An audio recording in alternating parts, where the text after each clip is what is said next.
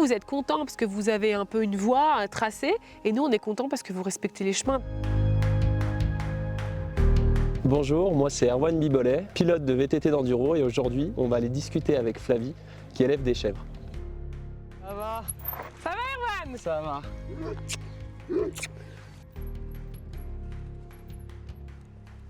Regarde, on n'est pas bien là?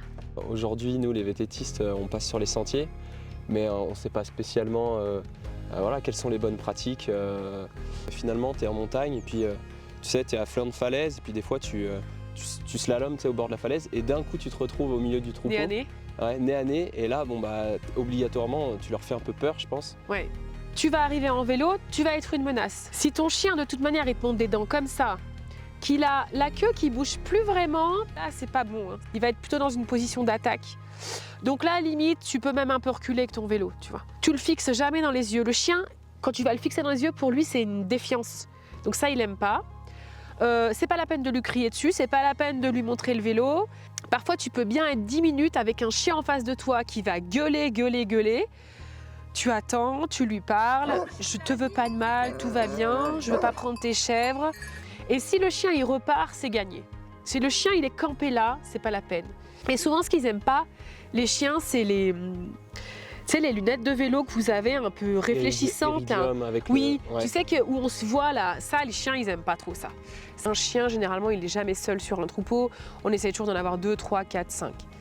Si il a subi de la prédation, des attaques, de la menace les jours d'avant, c'est un chien qui va être sur les dents.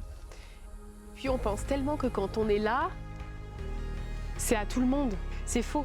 La montagne, c'est un espace de travail pour nous, les agriculteurs, les alpagistes. Donc, c'est pas un espace où tout le monde rentre et fait n'importe quoi. En vélo, il y a des mecs qui viennent, que vous pouvez nous remplir la gourde? Ben non, parce qu'en fait, nous, on a monté 25 000 litres d'eau cet été parce qu'on n'avait plus d'eau à la source.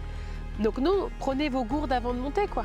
Et c'est vrai que ça, c'est des sujets qui nous, on n'a pas été spécialement informés, tu vois, quand on fait du vélo, on y va de nous-mêmes. Mais par contre, déjà entre nous, on a une certaine éthique à respecter parce qu'on la vit aussi la montagne. Ouais. On profite, on a du plaisir aussi à rouler sur les pistes, donc on la respecte. Il y a des choses où on se dit, ok, typiquement, est-ce qu'il faut qu'on s'arrête aux barrières? Est-ce que les barrières, elles sont faites pour qu'on passe avec la roue? T'en as plein, des barrières différentes. Tu vas observer soit les passages canadiens, où là tu sais que t'es roue libre, tu peux y aller. Soit tu as des petits ponts où tu peux passer par-dessus, ça veut dire que tu passes par-dessus la clôture et là tu crains rien non plus. Et puis après tu as tout le système de poignées, okay. Donc ça qu'il faut bien refermer, c'est le plus important. Après tu vas observer certaines barrières où c'est un jalon de ski généralement qui vient, un ressort qui vient se refermer. Soit tu peux passer en vélo. Je pense que là je peux partir serein sur mon vélo. Puis bah écoute, à la prochaine tu passes nous voir. Allez. Salut. Ciao.